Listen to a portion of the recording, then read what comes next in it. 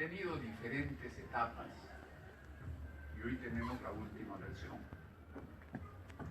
Sus primeras publicaciones en esta materia, yo diría que era una historia del derecho del trabajo, historia de la legislación del derecho del trabajo. La ventaja de estos libros es que los temas que se abordan en el mismo tienen que ver no con los asuntos extraños a la persona. Aquí está concentrado, yo diría, el dolor y los beneficios que necesitan las personas como son los trabajadores. Nuestra dedicación es a ellos. Por eso que tiene un enorme valor. No es tan fácil hacer una compilación de ramas como el derecho civil, como el derecho mercantil, como el derecho penal. Es un libro que tiene que ver con la persona humana. El derecho del trabajo es un derecho profundamente humano. Y para medir esa profundidad, ¿qué es lo que necesitamos? La legislación pertinente. No es, por eso les digo, una historia ya de la legislación laboral que antes no fue así. Ahora, en realidad es una compilación de la legislación vigente. De la legislación vigente. Y eso merece, en realidad, mencionar, y me ocuparé más adelante sobre ese tema. Entonces, ¿qué cosa hay en este libro? En realidad en este libro está consagrada toda la legislación del trabajo. Como dijo el doctor Gómez, desde que se inicia pues, el siglo pasado. Ahí está, desde la primera ley del derecho del trabajo. Muchas derogadas que ya no están en este punto. Pero aquello que ha servido de inspiración, de influencia para la legislación, lo vamos a encontrar en este libro. Y vamos a apreciar al leer el libro, en primer lugar, qué norma está vigente. Porque no todas las normas del derecho del trabajo, tan variable, tan dinámica, tan numerosa, ha variado enormemente. Y hoy tenemos concentrado en este libro el aporte que nos brinda el doctor Jorge Rendón. Entonces, los conocimientos que hay en este libro no solamente depende de esta compilación. El doctor Jorge Rendón es un experto en el derecho del trabajo y la seguridad social. Basta leer sus libros, que en realidad trajinan pues, en la actualidad, no obstante que ya no es un profesor activo, sino ya un profesor emérito de la facultad, sus libros tienen plena vigencia. Los estudiantes siguen utilizando esos libros, porque él ha escrito libros sobre el derecho individual del trabajo, sobre el derecho del trabajo colectivo, sobre la seguridad social. Es decir, se ha encargado de toda esa humanidad del ser humano. Pero no solamente está en esto, que es un complemento a eso, sino está en sus tratados. Ahí se revela su pensamiento. Allá hay los grandes aportes de sus ideas, que se ha plasmado en otras obras que tienen que ver con la teoría general del derecho del trabajo, o con la noción filosófica, diríamos, de lo que es la norma laboral. Entonces no estamos solamente frente al compilador de leyes, estamos frente a una autoridad. Por eso esta noche yo, al margen de este libro, quiero rendir un homenaje a la persona de Jorge Rendón, por esos aportes que nos ha dado. Yo a Jorge Rendón lo conozco hace mucho tiempo.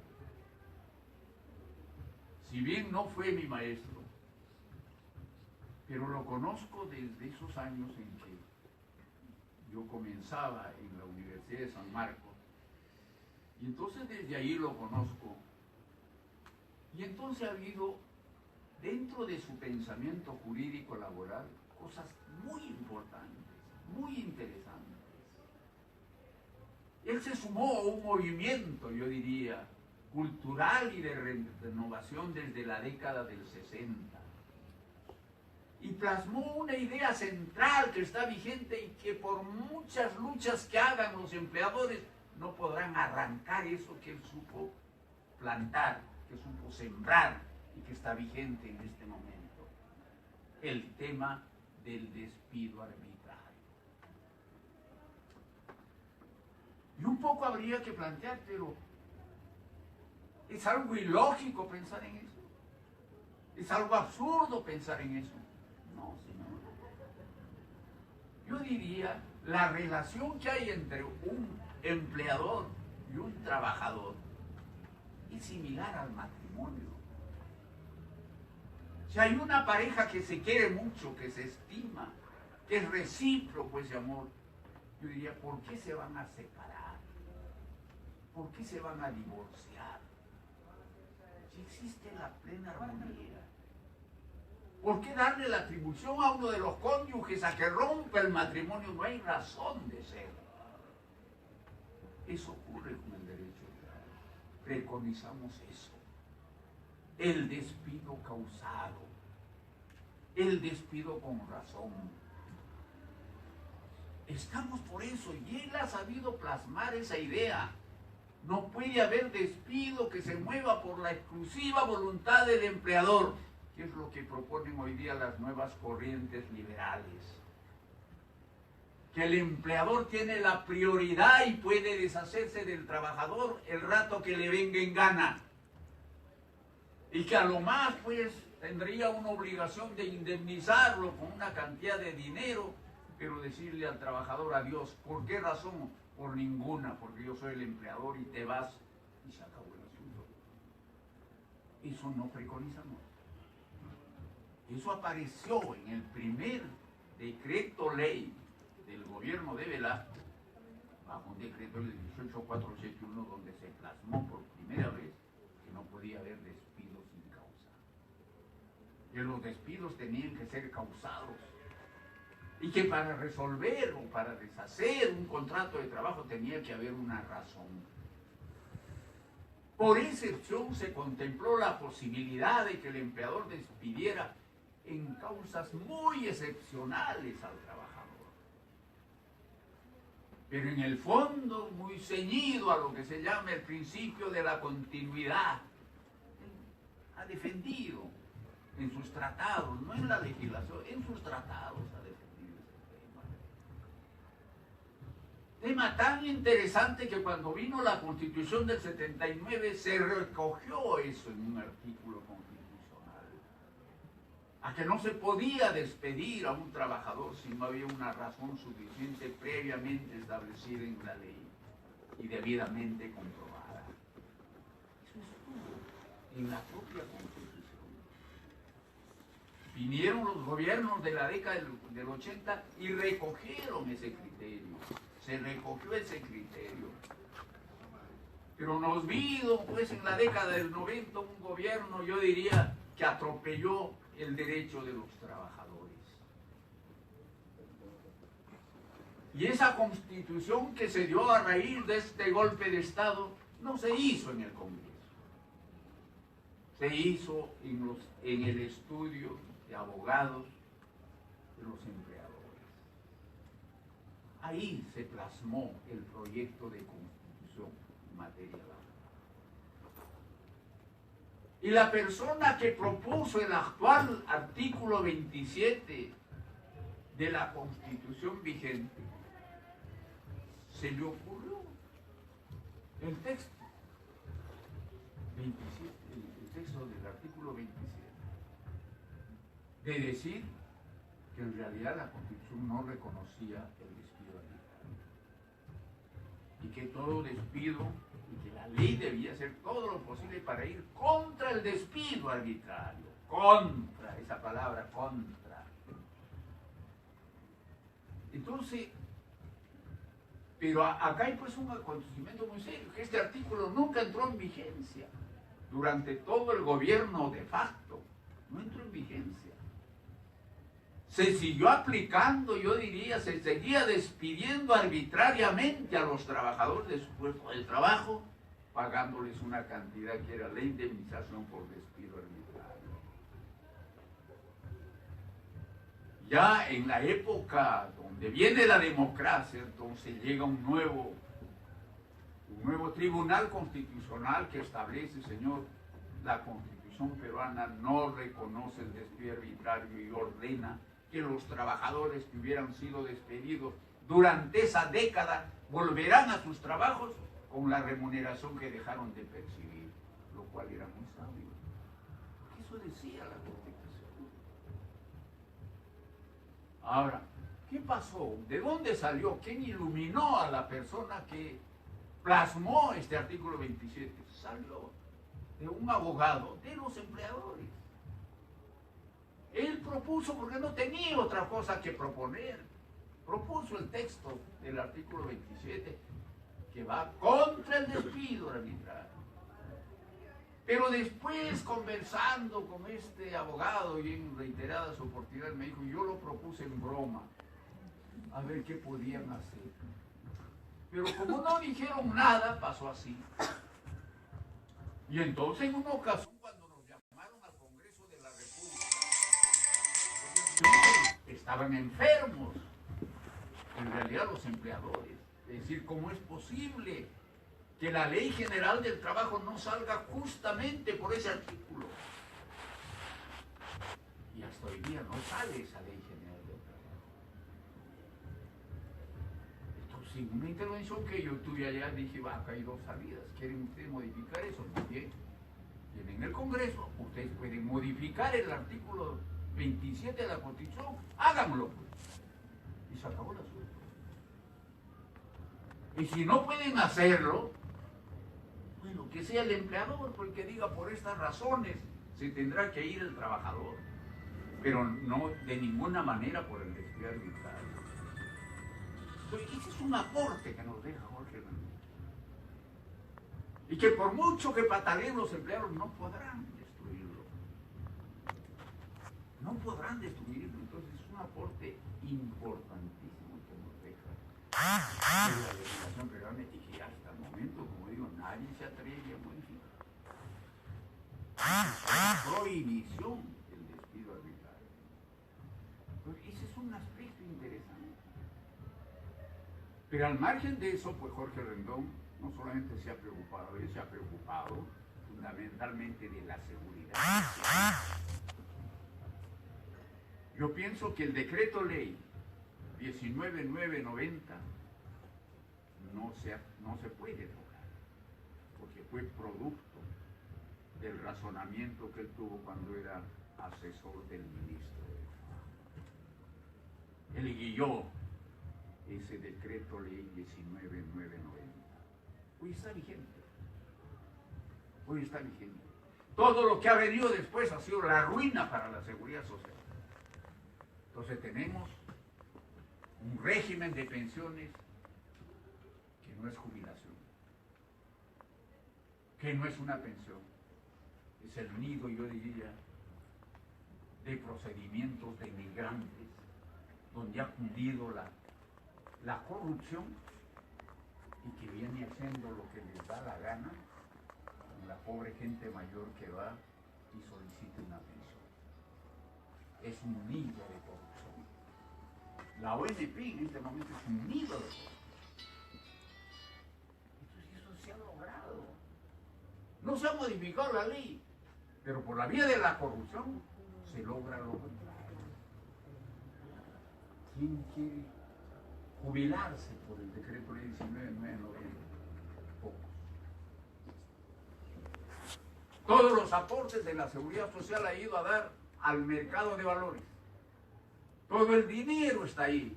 Se jactan de qué, de haber juntado grandes cantidades de dinero, parece que.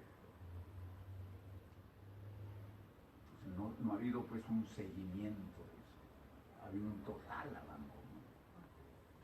Ha habido un total abandono. Bueno, hablar de la obra de Jorge Rendón en realidad no tiene fin ni tiene límite. Podríamos estar hablando toda la noche. Yo quiero pasar, teniendo en cuenta los límites del tiempo, hablar de la personalidad de Jorge Rendón. Alguna vez él me hizo una confidencia. Cuando yo era chico, me decía, tenía un sueño, la de ser un escritor de literatura, amante de la novela, amante de la poesía, amante del cuento. Ese era su sueño. No lo cristalizó. Se dedicó a estudiar el derecho. Y son acontecimientos que en la vida humana suceden. Yo nunca debió haber sido abogado. Yo estudié primero filosofía. Y cuando fui a visitar a un profesor ilustre de derecho, me hizo esta pregunta: ¿qué estás estudiando? Filosofía, le dije. Entonces el hombre se mata un poco entre risa, me dice, filosofía, lo dices con la barriga. Me dice, pero esa barriga, ¿cómo está? Vacía. ¿Qué vas a sacar siendo filósofo? ¿Qué vas a sacar? Llénate la boca. Eso te va a traer la abogacía. No te inclines por ese lado. Y yo pienso que eso debió haber pesado, ¿no? No puedo hacer una afirmación.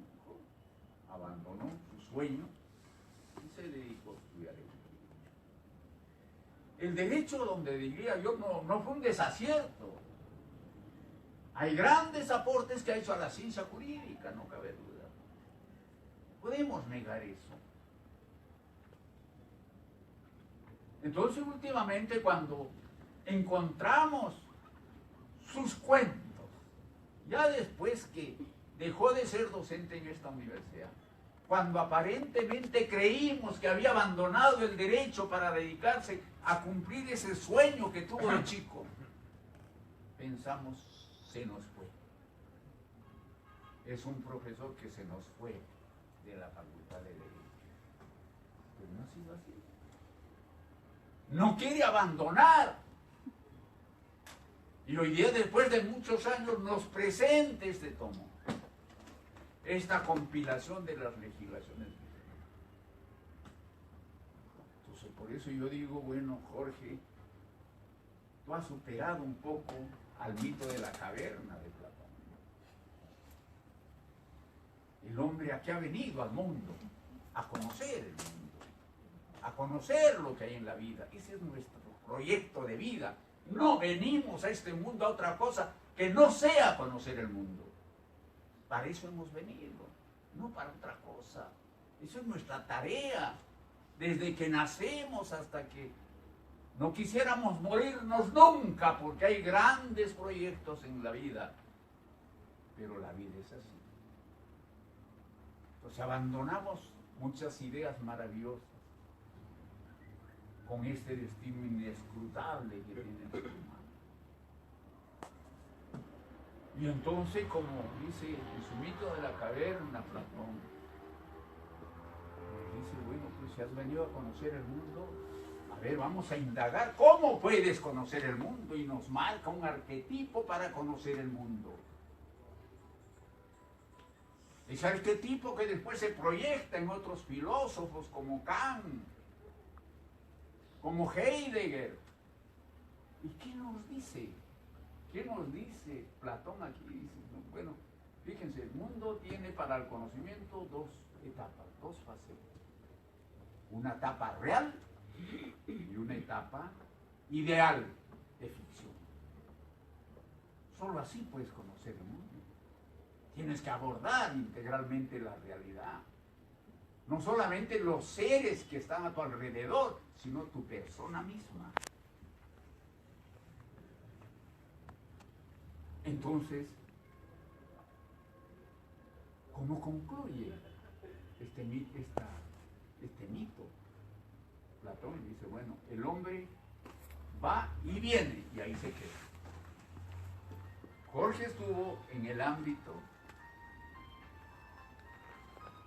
En primer lugar, tuvo un sueño, y aparentemente su sueño no se cumplió.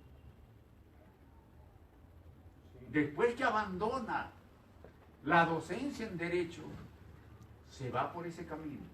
Quiero cumplir mi sueño. Y lo logra. Ha escrito novelas como, diríamos, El oro de Atahualpa. Pero todas sus novelas y sus cuentos, ¿qué llevan? Llevan temas del derecho, temas jurídicos. Y es que toda novela, toda obra literaria tiene que ver con el derecho. Por eso decimos el derecho, ¿qué cosa es? Un requerimiento social, un requerimiento de la humanidad. Y no puede estar lejos de la novela, no puede estar lejos de la literatura. Está ahí, pendiente. Y él ha sabido plasmar en sus novelas, en sus cuentos,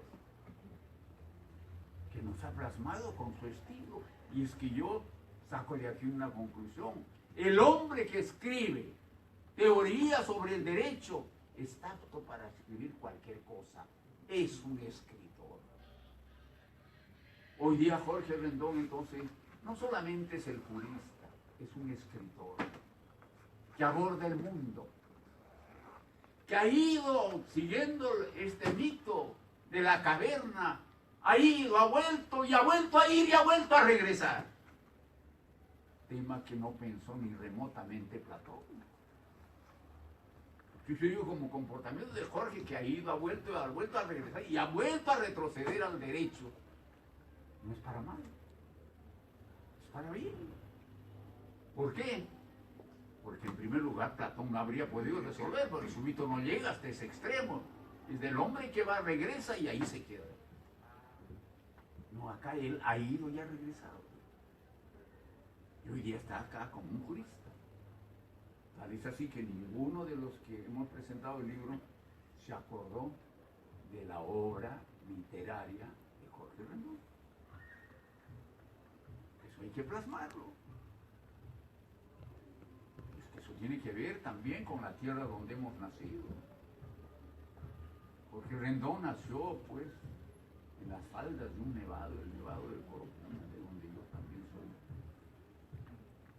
de ese origen. Y allá veo a mi paisano que está recordando un poco la tierra. Entonces, fíjense, la obra de Jorge Rendón, entonces, como digo, su sapiencia, pues, es enorme. Esas cualidades personales no podemos, pues, negar. Ahora, ustedes me dirán, bueno, oiga, una compilación de libros lo hace cualquiera. No, pues, depende de qué tipo de compilación. Primero, con las cualidades que yo acabo de mencionar, yo encuentro que si voy a cualquier establecimiento de libros donde hay varias compilaciones y encuentro una compilación de Jorge Rendón, yo la compraré ojo cerrado los libros de Jorge Rendón. ¿Por qué? Porque su autor es Jorge Rendón Vázquez. Eso para mí es una garantía. Sin lugar a dudas lo escogería ese, aunque fuera un neófito en el derecho. Lo escogería. A tal señor Protalo no, ya se le hizo no. Porque Jorge se destaca por eso. Nos da fe, nos da credibilidad. No podemos dudar de su palabra. No podemos decir que aquí, con el apuro del libro, le ha metido algo que no debe estar. No. Él revisa, es muy cuidadoso. Y está plasmado en este libro. No vamos a confiar en él. De manera que, Jorge, tu libro no es un libro cualquiera. Es un libro necesario. Lo necesitamos. Por eso sigue con esa ruta, rompiendo el mito de la cadena. Yendo, viniendo y yendo. Y volviendo. Porque esa es la manera como aportas a la comunidad. Esa es la forma como en realidad participas. Porque el derecho, pues, es fundamental. No podemos nosotros aislarnos pues, con el conocimiento jurídico. En el conocimiento jurídico hay un insumo muy interesante. Está la vida del ser humano. Se trata de libros que tienen que ver con la humanidad del hombre. De manera que, bienvenido el libro. Te felicito por este nuevo libro y será hasta el próximo libro, ya sea de literatura y ya sea del derecho, que lo esperamos con mucha ansiedad. Muchas gracias, señor. Agradecemos la palabra del doctor Francisco Javier Romero Montes.